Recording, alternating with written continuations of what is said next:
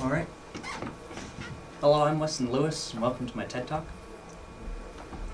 I today will be presenting to you about what are the long-term effects of childhood trauma on individuals. And before I get into that, I kind of want to talk about the evolution of my project.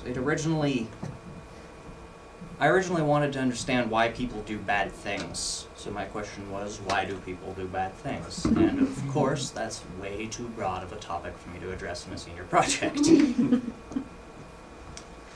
So over time, I cut and whittled it down into different things that I asked my teachers and my peers for advice on what I could use to refine my topic into something that would be a little bit easier for me to write a thesis about.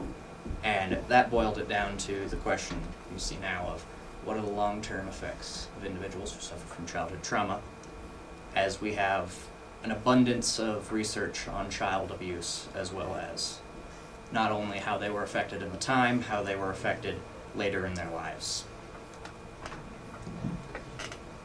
I also wanted to focus more on child abuse because there's I don't know the official name, or even if it has an official name, but it's kind of referred to in what I've found of the blank slate hypothesis, where it's that humans are born essentially with nothing that'll dictate what they're going to be like as an adult mentally or socially. That their development is going to be entirely their experiences from the day that they're born until around 20 to 30 years.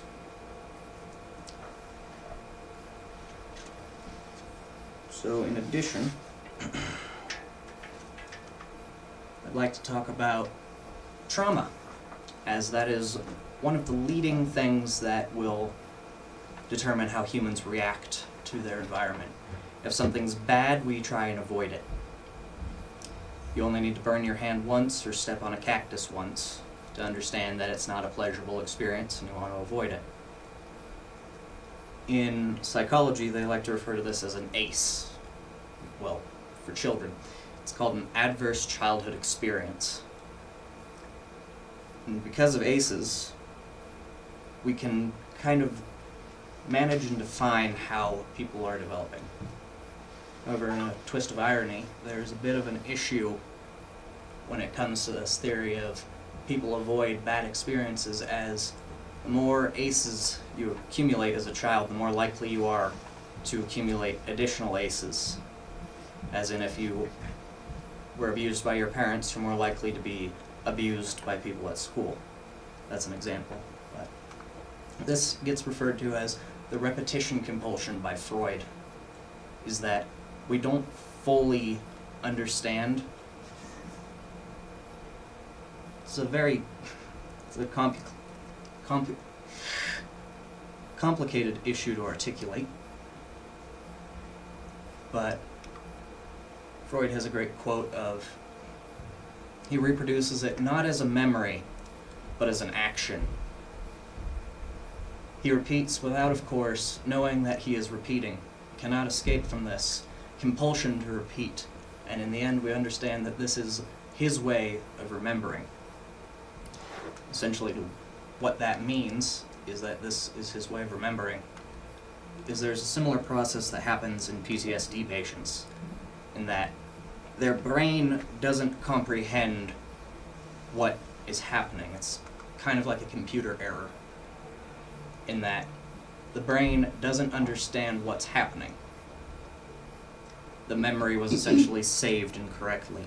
And what this does is, going from the unconscious mind, where our memories and our emotions are saved, it comes to the consciousness, but it doesn't get read as a memory. It gets read like visual or audio information. And so as opposed to us remembering, oh hey, that was a really bad experience back then, we see it as, oh my god, this is happening to us right now. And because we're getting that information in that formatting error, we don't understand that as a memory. So, a lot of people will experience trauma in their lives.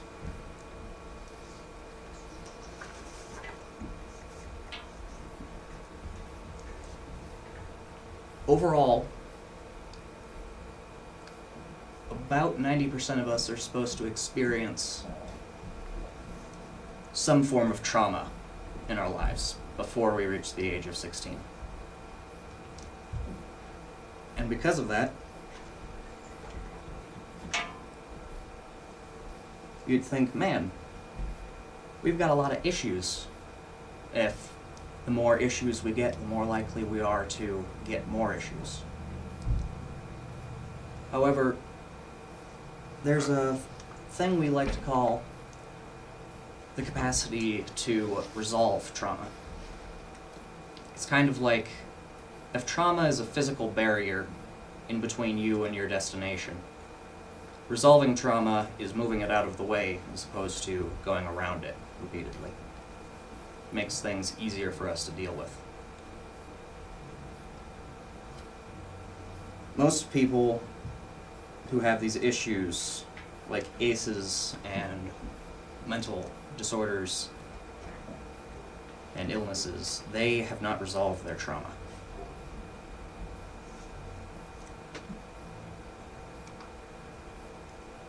This is one of the reasons I wanted to focus on child abuse, as it's not an easy thing for individuals to resolve their trauma with. Someone who's supposed to be taking care of you, and being that important individual who's providing for you, loving you, teaching you how to be a human, when they do the opposite and they hurt you and abuse you, this is a trauma that is hard to address even as adults, much less as in the time frame of, say, when you're, say from the time when it happened, maybe they were 6 years old, to being 16. It's not an easy thing for them to address and solve the issue, to get the trauma out of the way. And because there's that roadblock, it can bring in more and more issues. However, there's a bit of a nice note to this in that, anyways, I should probably define child abuse. In federal law by the U.S. Department of Health and Human Services, child abuse is any recent act or failure on the part of a parent or caretaker which results in death, serious physical or emotional harm, sexual abuse, or exploitation. And that's their definition of, they clump child abuse and child neglect into the same thing.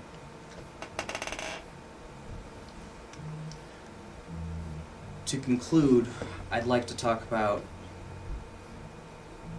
I feel I have only partially been able to answer my question as to what are the long-term effects of individuals who suffer from childhood trauma, as I feel I haven't had enough research for me to be able to, there's enough things for me to research, I feel I just haven't researched enough in my time for me to have a definitive answer. I would like to say that ACEs are only an issue for the minority of individuals who are affected, as it seems that individuals who have experienced child abuse, they tend to, in their later lives, only about a third either become criminals or abusive to their family members, such as their spouses or their children. Only around a third of the individuals who suffer from these long-term effects. However, I have to come to a bit more of a morbid conclusion, or at least morbid to myself, that it appears ACEs, or adverse childhood experiences, have lasting effects on the minority of around 1/3 of exposed individuals. I'd like to thank you all for coming to my TED Talk, and thanks for listening. Thank you, Wes. Thank you. All right. So we are going to move into questions. Audience members, please feel free to ask questions, and then panelists as well, please.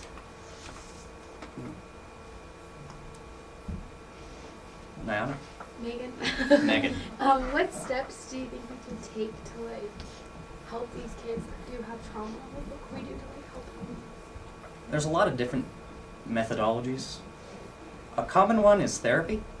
However, there's a bit of a stigmata that if you go to therapy you're weak. It's not an issue if you go to therapy. It's like, oh, you can't fix your own car by yourself because you have no idea how to work with mechanical parts. You can, well, therapy is one option. Then there's more advanced forms of therapy, like DBT, or dialectical behavior training. That's a more complicated form of therapy, but it's essentially boils down to your question, Megan, that therapy is the answer to help these kids that if they've already gone through this trauma. Lori? So, you said that ACEs impact 1/3 of people, roughly, right, who Yes. experience them. What kinds of impacts do they have? Like, what was the data that you found on what kinds of impacts they had long term? Specifically, the one that was closest to 1/3, I averaged about most of them so that I wouldn't have to throw out multiple statistics and get mixed up about which one was which. But the individuals who suffer from 1/3, that mostly comes from a study from the Middle East of individuals who are abused or observed their parents abusing their other parent. And about 1/3 of them would go on to abuse either their children or their spouses. So that was specific to like continuing the cycle of abuse? Yeah, that was, the 1/3 was specific to that, but Okay. averaging between all of my other studies, it's a minority between 1/5 and 1/3 that are the individuals who will continue to have long-term side effects. And such what as are some of the other impacts of these things? Like, Of- obviously continuing the abuse is one impact. What are other impacts that you found in your research? abuse is one, and then mental illness / mental disorders are the other. And that some people will suffer from PTSD from being abused as children, and that's a very large issue. But your odds of becoming depressed also go up rather exponentially if you've been abused as a child, not necessarily even by just your parents. It can be bullying at school and things like that will increase depression odds, but there's a laundry list of other mental illnesses, but the two most common would be depression and then PTSD, making up the majority of the cases. Harley? So how are you going to put this into a senior project? I'm going to try and address a way that kids can talk about the issues they've been through. And the way I'm thinking about that is a board game, where it's teaching techniques, like some of the techniques I've learned from my own DBT group. One is called radical acceptance, where it's, if you don't have control over a situation, you don't necessarily need to have control. You can accept that, hey, this rock is where I really want to sit. Instead of being upset about the rock, this is a bit of a, in my opinion, stupid analogy, but as opposed to being upset that the rock's there, you can just sit on the rock. That's one technique. There's a lot of different techniques you can use. Does that answer your question? Weston, I was curious, you talked about the blank slate hypothesis with the idea that there's no imprint on babies, and then nurture kind of imprints them. But I was curious about what you found with nature, like dispositions, coming out with a specific disposition as a child, regardless of what your surrounding environments look like. It's complicated, but one of the, like, we could take the autism spectrum. That's one thing that we definitely know affects individuals in their social capacity, is that their brain isn't wired the same way other people's are. So they already have a disadvantage in that case. I've lost your question. Can you repeat it again? I was just curious if you saw any if you found in your research any contradictions with the blank slate theory with the focus on the nature piece versus Yeah, I the found a nurture lot piece. of contradictions, and I think part of that's due to the fact that every human is different. So different studies with different demographics of people are going to have different results. Mhm. But I think to an extent, the blank hypothesis, or the blank slate hypothesis is correct, but it's also not entirely true, as a good chunk of our social aspects, like how whether or not we're afraid to go up to people, will be if we were raised in a social environment. For instance, I was raised in a small rural community in my early ages, so the only people I saw were my sister, my mother, and my father, and every now and then my family members. So I was terrified of people when I began school. I wouldn't play with other kids, I wouldn't talk to the teachers. It took about a month and a half before I was able to adapt to that. So there are aspects of your own biology and birth that will affect your social aptitude. But I believe a majority of it is from your interaction with your environment.